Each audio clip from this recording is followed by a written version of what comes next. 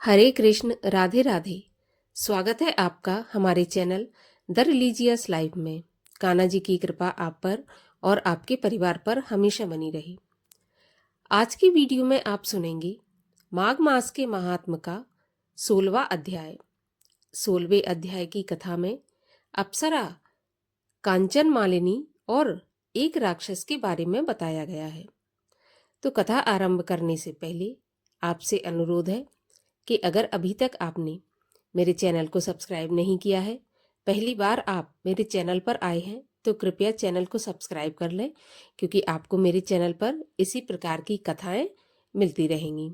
और अगर आज की कथा अच्छी लगे, कथा को लाइक अवश्य कीजिए और कमेंट में हरे कृष्ण लिखना बिल्कुल ना भूलिए। तो चलिए अब हम शुरू करते हैं माघ मास के महात्म का 16वां अध्याय। कार्तवीर्य जी बोले, हे भगवान, वह राक्षस और कांचन मालिनी कौन थे?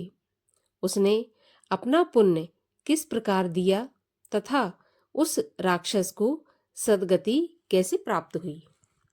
हे ब्राह्मण, हे सूर्य रूपी अत्रि पुत्र, आप मेरे इस आश्चर्य को दूर करते हुए यह कथा कहिए। दत्तात्रेय जी बोले, हे राजन, इस प्राचीन विचित्र इतिहास को सुनो, जिसके सुनने से वाजपेयी यज्ञ का फल प्राप्त होता है। कांचन मालिनी नाम की एक बड़ी रूपवती अप्सरा थी। एक दिन वह प्रयाग में माघ मास में स्नान करके आकाश मार्ग से शिवजी के मंदिर जा रही थी। गिरिराज हिमालय पर्वत की निकुंज में एक विशाल रूप में खड़े हुए बूढ़े राक्षस ने गगन मार्ग से जाती हुई उस स्वर्ण कांति के समान तेजस्विनी, सुंदर कटी वाली, बड़े बड़े नेत्रों वाली, चंद्रमुखी, लंबे लंबे केश एवं उठे हुए सुंदर कुचों वाली अप्सरा को देखकर कहा, हे सुंदर केशों वाली, हे पीन पयोधरे, तुम कौन हो तथा कहाँ से आ रही हो? तुम्हारे वस्त्र और वेणी गीली क्यों है? हे भीरु, तुम आकाश मार्ग से कहाँ जा रही हो? हे भद्रे, किस पुण्य के प्रभाव से यह तुम्हारा तेजस्वी शरीर अति मनोहर रूप है? हे सुलोचने, मेरे मस्तक पर तुम्हारे वस्त्र से गिरे हुए एक बूंद जल से मेरा क्रूर स्वभाव क्षण भर में शांत हो गया। इस जल की क्या महिमा है? तुम शीलवती हो, अतः मुझसे इसका कारण कहो। तब अप्सरा ने कहा, हे राक्षस, सुनो, मैं कामरूपिणी अप्सरा हूँ। मेरा नाम कांचन मालिनी है। चाहे जैसा मैं अपना रूप बना सकती हूँ। मैं इस समय प्रयाग से आ रही हूँ। गंगा यमुना के संगम में भली प्रकार स्नान करने से मेरे वस्त्र भीगे हुए हैं और इस समय मैं श्रेष्ठ पर्वत कैलाश पर, जहाँ देव दानवों से पूजित शिव पार्वती रहते हैं, वहीं जा रही हूँ। त्रिवेणी के जल की बूंद से तुम्हारी यह क्रूरता दूर हो गई है। जिस पुण्य के प्रभाव से मैं सुमेधा गंधर्व की सुंदर रूपवती कन्या हुई हूँ, वह सब आश्चर्य करने वाला कारण सुनो। मैं कलिंग देश के राजा की प्रसिद्ध वैश्य रूप और लावण्य से पूर्ण थी। मैं अन्य दूसरी सब युवतियों में उस पुर में शिरोमणि थी। मेरे इस रूप की संपत्ति पर सारा नगर मोहित था, जिससे मैंने अमूल्य वस्त्र, नाना प्रकार के गहने, धन और पोशाक आदि अपने रूप के कारण प्राप्त कर लिए थे। मेरे पास स्वर्ण की कमी नहीं थी, क्योंकि काम पीड़ित युवा पुरुष मेरे चरणों की सेवा करते थे। मैंने उनका सर्वस्व हरण कर लिया था। कोई कोई कामी जन आपस में स्पर्धा करके मृत्यु को भी प्राप्त हो गए। इस प्रकार मैंने अपनी इच्छा अनुसार खूब भोग भोगे, जिनमें मेरा सारा समय व्यतीत हुआ। वृद्धावस्था आने पर मैंने विचार किया कि नित्य भोगों के कारण मैंने दान, तप, हवन, व्रत आदि कुछ नहीं किया और न धर्म, अर्थ, काम, मोक्ष देने वाले भगवान की आराधना ही की, न कलेश हरने वाली दुर्गा देवी की पूजा की, न विष्णु भगवान का ध्यान किया, न कभी ब्राह्मणों को तृप्त किया, न प्राणियों का कोई हित किया। हे राक्षस, मैंने ऐसे बहुत से पाप किए जिससे मेरा चित्त दहकता रहता है। एक दिन बहुत कुछ विलाप करते हुए मैंने ब्रह्मज्ञ वेद निपुण राजा के पुरोहित ब्राह्मण से जाकर कहा, हे विप्र, मेरा इस पाप से निस्तारण किस तरह से होगा? इस पाप रूपी कीचड़ में डूबी हुई मुझ दीन पापनी को उबारिए। हे ब्राह्मण, प्रसन्न हो मुझ पर दया का जल छिड़किए। साधु सज्जन लोग अच्छे बुरे सभी प्राणियों पर सदा दया करते हैं।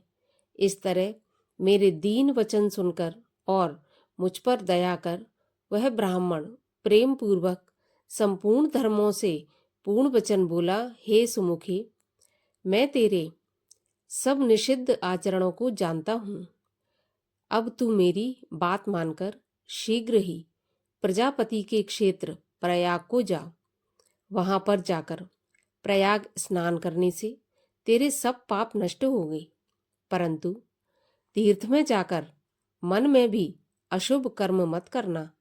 प्रयाग में स्नान करने से पवित्र होकर तू अवश्य स्वर्ग में जाएगी।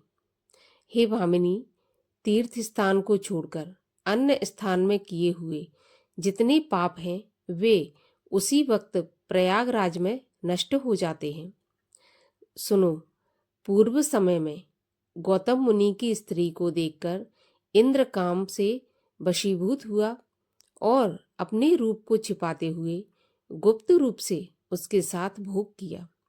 इस पाप के फल से वहां जाने से इंद्र का शरीर अत्यंत लज्जापूर्ण और कुरूप हो गया। उसके पति के शाप से इंद्र के शरीर में सहस्त्र भग चिन्ह हो गए।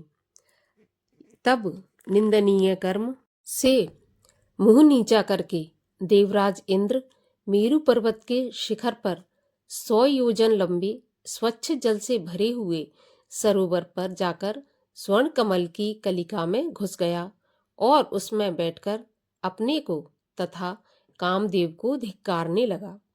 ऐसे जघन्य पाप से निंदित होकर जब मनुष्य नरक में जाते हैं, आयु, कीर्ति, धर्म, यश और धैर्य को सदैव नष्ट करने वाले दुराचारी कामदेव को धिक्कार है, जो मनुष्य के धर्म का नाश करता है। यह घोर विपत्तियों का स्थान स्वरूप है, जो देह में स्थित होकर धर्म भ्रष्ट करने वाला ऐसा दुष्ट शत्रु दमन करने के योग्य है। यह असंतुष्ट रहने वाला तथा सदैव अकल्याण करने वाला है। जिस समय कमल में बैठे हुए इंद्र इस प्रकार कह रहे थे, उस समय इंद्र के बिना देवलोक शोभा नहीं दे रहा था। तब सब देवता, गंधर्व, किन्नर, लोकपाल इंद्राणी को साथ ले जाकर बृहस्पति जी से पूछने लगे कि हे भगवान, हम नहीं जानते कि इंद्र कहाँ गए, उनको कहाँ देखें। जैसे श्रेष्ठ पुत्र के बिना लक्ष्मी आदि से संपन्न कुल शोभा नहीं देता, वैसे ही इंद्र के बिना देवगण सहित देवलोक शोभा नहीं देते। ऐसा उपाय सोचिए जिससे स्वामी सहित स्वर्गलोक सुशोभित होकर सनाथ हो जाए। इसमें देरी नहीं करनी चाहिए। देवताओं के ऐसे वचन सुनकर बृहस्पति जी बोले, इंद्र, अपने किए हुए अपराध से लज्जा से लज्जित होकर वह जहाँ छिपा हुआ है वह मैं जानता हूँ।